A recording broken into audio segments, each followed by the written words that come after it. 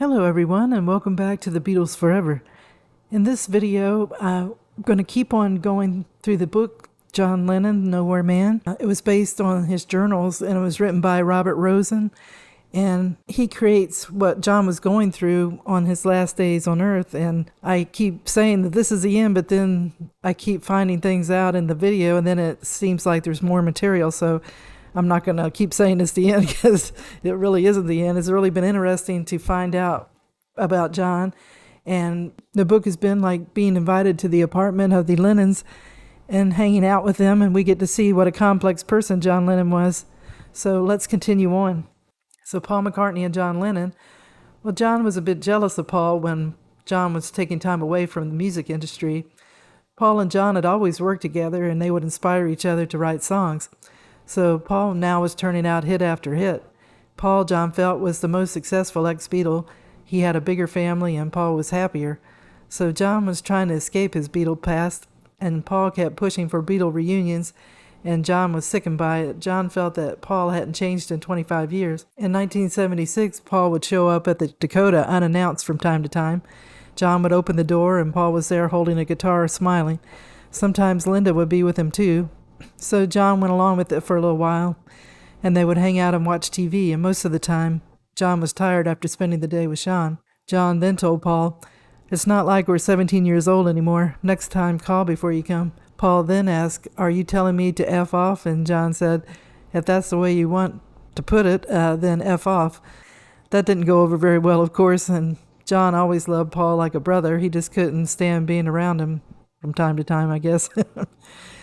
Then they saw each other in 1977. The Lennons and the McCartneys ate dinner at Le Cirque, Paul's favorite French restaurant in New York. And John regretted going after he went out there. Paul and Linda talked on and on about how perfect their lives were and how they had everything they ever wanted and how happy they were. So John felt paranoid and wondered if Peter Boyle's wife was spying on him for the McCartneys. So John consulted the psychic the next morning, Charlie Swan, and he assured him that Paul and Linda were frustrated and unsatisfied. He said their marriage was in trouble, saying they would break up within the year. This made John happy. John didn't know why Paul and Linda had been together as long as they had. John felt that he and Paul had a psychic connection. Whenever Paul came to town, John would hear Paul's music in his head. So Paul McCartney and Wings, they were on their way to Japan to do a concert, and Paul said that he was going to stay in the Okura Hotel's presidential suite. So this upset John. He and Yoko had always stayed there, and he felt it was their private suite. And John felt ill thinking of Paul and Linda sleeping in their bed. Yoko decided to curse the McCartneys using her training as a witch. John agreed it should be done. And then John's finest hour occurred January 16th when he found Paul had been busted at the Tokyo airport with 8 ounces of marijuana. This took John out of his misery. Paul was released 10 days later. So John was disappointed he wasn't kept there longer. I can't believe that. And then the tour was canceled and Paul lost millions of dollars. And John felt Paul had it coming to him. So I don't know why he felt such ill will towards Paul. It seems like that jealousy he had was really controlling him. Now we have 1975. John was living with May, and he was spending time with Mick Jagger as they had done in London in the mid-60s. And David Bowie was his other mate. John played guitar on his Young Americans album and had co-written Fame, Bowie's first #1 hit. John now felt that Bowie was becoming a nuisance. He was always calling, inviting himself over, and he kept trying to drag John out to concerts. John was hesitant to see other bands, but he did go with Bowie to see Led Zeppelin. They were one of Julian's favorite bands. John thought they were ordinary. One night, John, May, and Julian were sitting in the living room watching A Hard Day's Night on TV, and John couldn't believe it had been 10 years since he made the film. So at this time, John was torn between May and Yoko. May was fun, and they had a sexual passion. He was content with her, but Yoko was survival. He wanted both of them, but that was impossible. John got together with Yoko to talk about reconciliation. She tried to play emotional games and pressure him to come home. So John decided at that time to stay in bed with May. When John did decide to go back home, he missed May until the day he died. He would stop himself from calling her. He told Yoko that running off of May was always on his mind. And this made Yoko mad, of course. I guess Yoko regretted putting them together in the first place. John stayed with Yoko, according to Nowhere Man, because he loved her and needed her, and because she was the mother of his child. There was really no choice. Existence in the Dakota might have been a living death sentence, but existence outside the Dakota was unthinkable. John believed Yoko was his last and only hope to save himself from himself, and as long as he had her, something better was always near. It was only a matter of time. John and Sean would rise with the sun, and at one point they were living in Palm Beach, and they would go bike riding, and Sean would be on the back of John's bike, and they would ride on a path by the ocean. And when the weather was too cold, John would play guitar and piano, and Sean would sit on the living room floor listening to him. Later, Yoko joined him and Sean in Florida, and then John played the piano for Yoko, and the next day they spent the afternoon by the pool. John and Sean loved to swim, but Yoko didn't. She sat in a beach chair watching them. And then at this time, Peter and Lorraine Boyle paid them a visit. They all sat by the outdoor pool, and John strummed his guitar, and the housekeeper served them food and drink. Peter was dancing around like a jester, John thought. And then Peter got on John's nerves as soon as he arrived. Peter wanted to go out on the town to be seen with John, and John refused.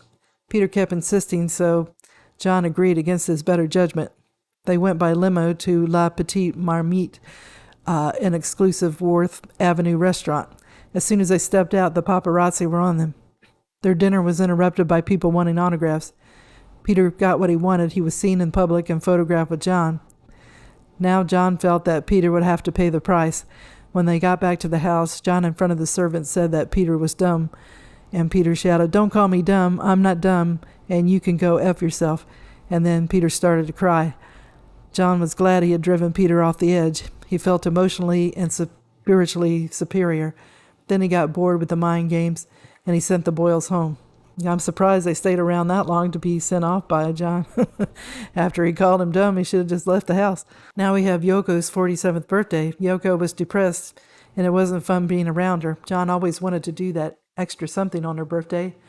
He gave her a fur coat and 150 gardenias and a tinkling bell. She barely smiled.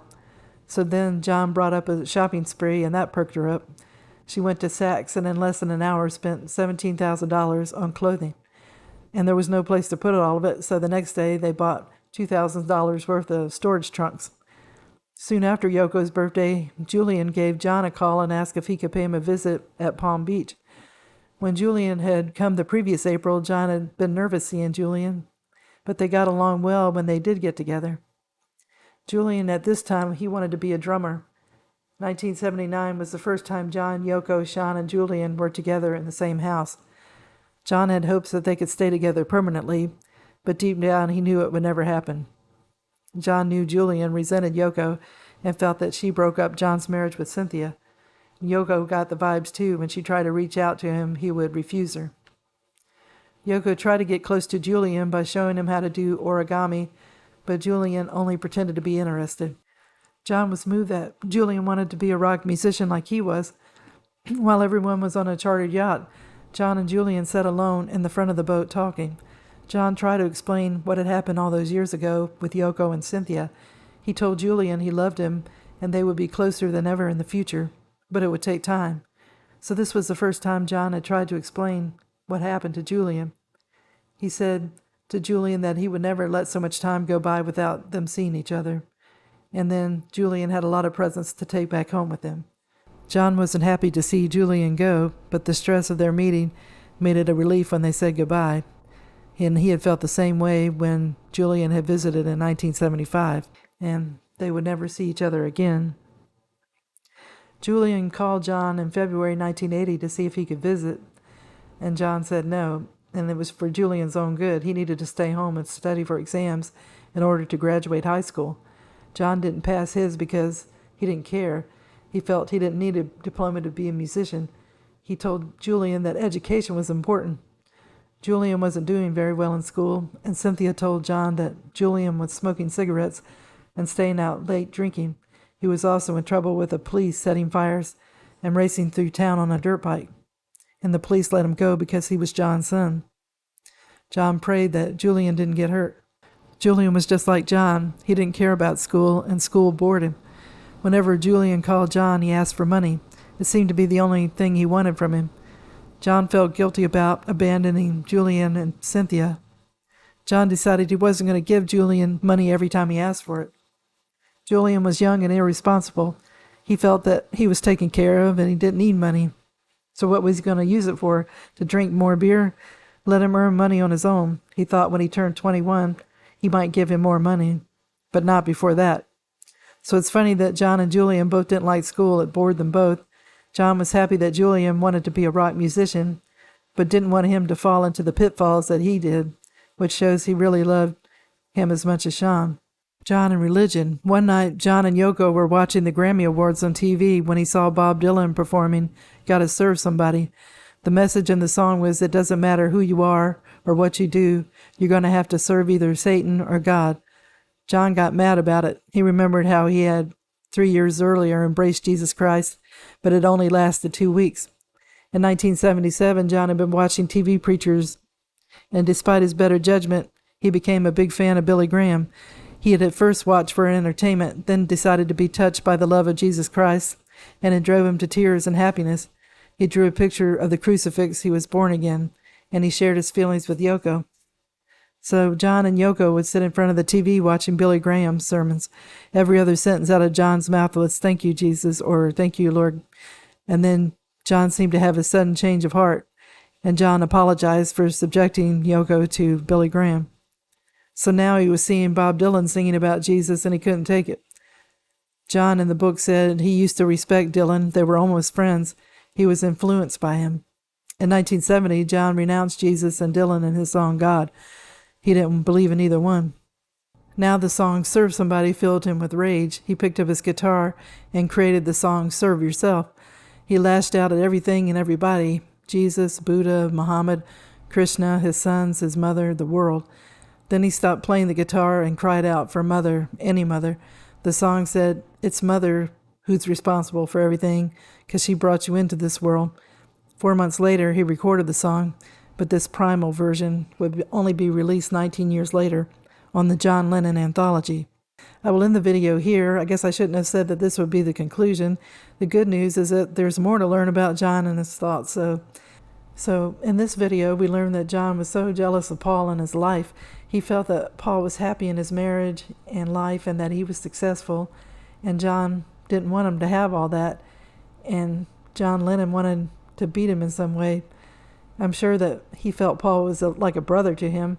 They had always had that sibling rivalry, which helped them to be successful in the group, the Beatles. And it's funny to learn about John and his friendships with Mick Jagger, David Bowie, and Peter Boyle. It seemed like half the time he was annoyed with all of them and preferred to be left alone. The deal with Peter Boyle seems kind of mean-spirited. John Lennon didn't respect or seem to like Peter Boyle. He only kept him around to feel superior. So that was a little sad. And it was great to see John and Julian grow closer. I'm glad he got a chance to take Julian aside and try to explain to him what had happened that made him want to leave his marriage to Cynthia. He then let Julian know that he was never going to let so much time go by before getting together with him. He did get mad when Julian kept calling for money, but he should have known that Julian didn't really know John after being separated so long from him. He only knew him as someone he could possibly get some money from. John loved him, and he didn't want Julian to be hurt. He knew the money might bring Julian more trouble. It's too bad that John didn't embrace the religion he had found. It seemed like John wanted to be the only superior being, and that's why Bob Dylan's song made him so mad. He didn't want to serve anyone but himself. So John Lennon still has that charismatic side to him that drew people to him, and he could be very funny, and we all know how talented he was. And in the next video, we will see him and Yoko get to the studio and begin their double fantasy album, and then we'll see other things about John during this time too. So I hope everybody enjoyed the video, and if you did, if you could give it a thumbs up, YouTube will allow me to be seen more often. And if you click on the notification bell, that will give you notice when a new video comes out. And I really appreciate all the viewers and the kind comments you post on the channel. It inspires me to keep going. So thank you. And I wish everybody a good day. Bye.